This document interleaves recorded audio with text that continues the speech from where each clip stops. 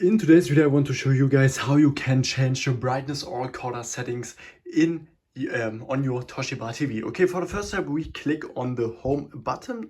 So we click on this and then we go up to home and then we go to the right on settings. And after that, we click on device preferences and here we go to picture. And then we can click on picture mode and here we can do user if you want to. So click on OK and then we go back and here we can turn our blacklight, our brightness, contrast, color and something else.